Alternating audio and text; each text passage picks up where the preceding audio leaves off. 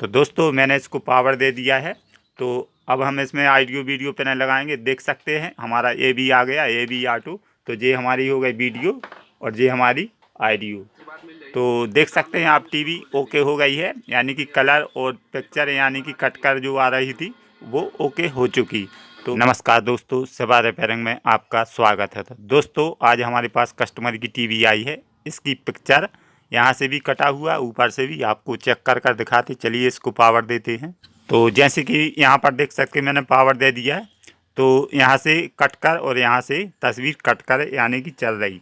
और इसको हम वीडियो को निकालते हैं, देख सकते हैं आप। इसको हम लगाते हैं, बाकी ऑडियो वीडियो दोनों हैं। ये हमारा ऑडियो है। तो चलिए इसको ठीक करते हैं। इसमें कौन सी समस्या आने पर ये होता है, तो वीडियो शुरू से लेकर लास्ट तक देखना, तभी आपको समझ में आएगा। चलिए इसको ओपन करते हैं। तो चलिए इसके सभी कनेक्टर निकाल देते हैं। तो इसके सभी कनेक्टर मैंने निकाल दिए हैं। अब हम इस प्लेट को पलटेंगे, फिर हम इसकी वोल्टेज चेक करेंगे। तो चलिए दोस्तों इसकी हम बेसिक जानकारी दे देते हैं, ताकि आप रिपेयर करते समय कंपोनेंट के मालूम होना चाहिए कौन सा कंपोनेंट कहाँ पर डला हुआ है। तो आप रिपेयर करते समय आपको ये जानकारी होना चाहिए कि कौन कौन से ये कंपोनेंट रहते हैं। तो इस साइड हमारे एसी रहते हैं डायोड, और इस साइड हमारे डीसी रहते हैं। हालांकि ये भी एसी पर चलते हैं, मगर ये इसका डायोड यहाँ नहीं लगेगा, यहाँ पर यहाँ नहीं लगेगा। तो और इसमें ये हमारा एक प्रीसेट रहता है, वेरिएबल रेजिस्टेंस है ये प्रीसेट। तो इसको हम वोल्टेज हाई लो कर सकते हैं। और यहाँ पर देख सकते हैं ये हमारा इतना सेक्शन है जो साउंड सेक्शन है। ये यहाँ से यहाँ ये हमारा साउंड सेक्शन होता है। और इसके बाद दोस्तों यहाँ पर जो हमारी ये आईसी है, तो यहाँ पर देख सकते हैं आप, ये यहाँ से यहाँ इतना वर्टिकल सेक्शन रहता है। और ये यहाँ पर हमारा ईएसटी है, ईएसटी से यहाँ से हॉरिजॉन्टल सेक्शन रहता है। जैसे कि ये ड्राइवर ट्रांसफार्मर है, तो ये हॉरिजॉन्टल सेक्शन में आता है। और यहाँ पर देख सकते हैं हमारी मेन आईसी है, और ये हमारी मेमोरी आईसी है। तो इस पर कितने वोल्टेज आना चाहिए, कहाँ पर कौन से वोल्टेज आना चाहिए, ये हम आपको चेक करेंगे। और इसका हम जो फॉल्ट है आपको पहले बताया है, जो कि हमारी पिक्चर कट कर चल रही, वो किस कारण से है, वो भी आपको रिपेयर कर कर दिखाएंगे। तो वीडियो बहुत इम्पोर्टेंट है दोस्तों, वीडियो शुरू से लेकर लास्ट तक देखना। और वीडियो पसंद आए तो एक लाइक ज़रूर कर देना। चलिए तो जैसे कि ये हमारा आउटपुट ट्रांजिस्टर है, ये हॉरिजॉन्टल सप्लाई बनाता है। और यहाँ पर हमने बताया जो ड्राइवर ट्रांसफार्मर, ये भी हॉरिजॉन्टल में आता है। तो हमारा एक दोस्तों रहता है वर्टिकल सेक्शन, और एक रहता है हॉरिजॉन्टल सेक्शन। तो वर्टिकल सेक्शन हमारी ये आईसी है, और हॉरिजॉन्टल सेक्शन हमारा ये ईएसटी यहाँ से यहाँ तक पूरा रहता है।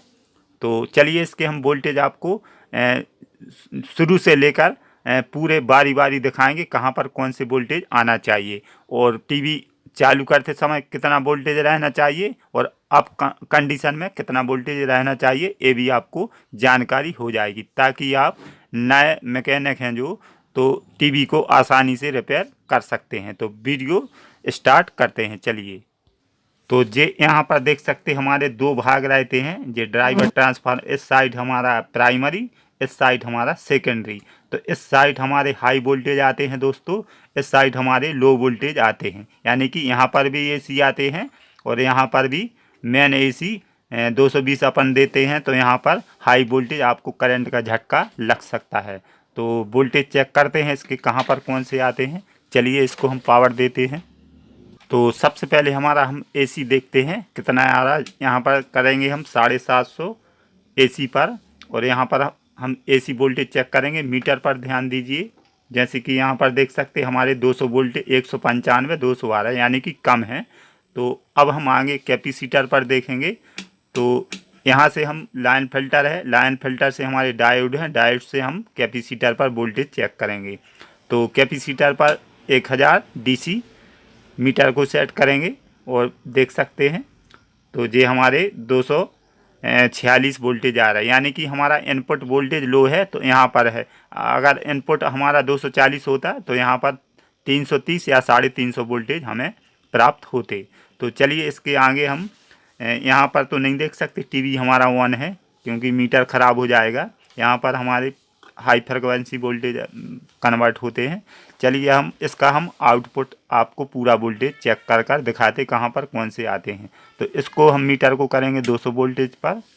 तो यहाँ पर हम ग्राउंड लेंगे, कहीं से भी ले सकते हैं, यहाँ पर ले लेंगे। ये हमारा ग्राउंड हो गया। तो यहाँ पर दोस्तों हमारे 110 से 120 वोल्टेज आना चाहिए, यानी कि 100 से वोल्टेज कम ना हो।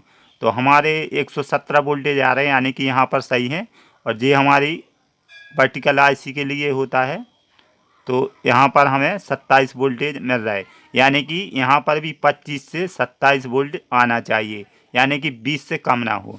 और यहाँ पर हमारा ये मेन आईसी और ये यहाँ पर देख सकते 12 वोल्ट या 11, यहाँ पर परफेक्ट वोल्टेज मिल रहा है, यानी कि 10 से 12 वोल्टेज आना चाहिए, 10 से कम ना हो। अगर कम रहेंगे तो आपका ये सेक्शन है मेन आईसी और ये मेमोरी आईसी, यहाँ पर वोल्टेज जाते हैं ये 12 वोल्टेज से कन्वर्ट होके 8 वोल्ट 5 वोल्ट ऐसे बनते। चलिए अब आगे देखते हैं। ये हमारा साउंड आईसी के लिए 15 से 16 वोल्टेज मिलना चाहिए। तो यहाँ पर 16 वोल्टेज परफेक्ट आ रहा है, आप मीटर पर ध्यान दीजिए। और दोस्तों यहाँ पर एक रेजिस्टेंस रहता है, यहाँ से इस रेजिस्टेंस इस साइड भी वही वोल्टेज आना चाहिए। 117 जो आ रहे थे तो 116 मिल रहा है, यानी कि हमारी टीवी ऑन है, अन्यथा 120 वोल्टेज मिलते। और यहाँ पर हमारी टीवी चालू है, तो यहाँ पर हम वोल्टेज चेक नहीं कर सकते, ताकि हमारा मीटर ख़राब हो सकता है। और ऑन कंडीशन में आपको मैंने बोला था कि वोल्टेज बढ़ जाते हैं। तो यहाँ पर हमारी टीवी चालू है, तो हमें 170 से 180 वोल्टेज मिलना चाहिए। अगर हमारे कम आ रहा है तो आपका ये देख सकते हैं 183 वोल्टेज आ रहा है, यानी कि यहाँ पर सही है। और यहाँ पर 180 वोल्टेज और ये ग्राउंड के बाद एसी 4 वोल्ट हमारे हीटर के लिए जाते हैं। तो इसको हम एसी पर 200 वोल्टेज पर करेंगे, तभी हम यहाँ पर 4 वोल्टेज चेक कर सकते हैं। तो मैंने एसी पर 200 वोल्टेज पर सेट किया है। हम हीटर वोल्टेज चेक कर रहे हैं, हीटर वोल्ट हमारे 4 वोल्ट आना चाहिए। तो मीटर पर ध्यान दीजिए, 4 वोल्ट 4.5 वोल्ट आ रहा है, यानी कि वोल्टेज यहाँ पर सही है। तो इस प्रकार आप वोल्टेज चेक कर सकते हैं। ऑन कंडीशन में यहाँ पर 180 वोल्टेज आना चाहिए। अगर आपकी टीवी ऑफ है, ऑफ कंडीशन में आपके 117 जो मिल रहे थे वो आना चाहिए यहाँ पर।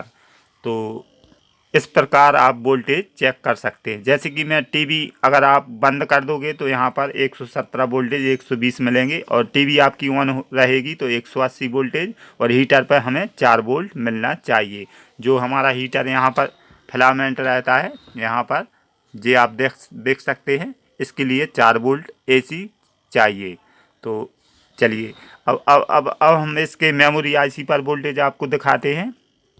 तो यहाँ पर 3 वायर जाते हैं दोस्तों, एक हमारा ग्राउंड रहता है, एक हमारा हीटर के लिए 4 वोल्ट एसी, और एक हमारा डीसी 180 वोल्टेज रहता है। तो यहाँ पर हमारे जो ट्रांजिस्टर रहते हैं कलर वाले, उन पर ये वोल्टेज जाता है। तो दोस्तों वीडियो पसंद आए तो एक लाइक ज़रूर करें। चैनल पर नए हो चैनल को कीजिए सब्सक्राइब, लाइक और शेयर। चलिए इसके हम 5 वोल्ट पर देखते हैं। तो दोस्तों ये हम कलर के वोल्टेज चेक करते हैं। यहाँ पर हम ग्राउंड लेंगे और यहाँ पर हमारे 8 GB रहते हैं, तो यहाँ पर हमें 8 वोल्टेज मिलना चाहिए। तो देख सकते हैं मीटर पर ध्यान दीजिए 8 वोल्टेज आ रहा है।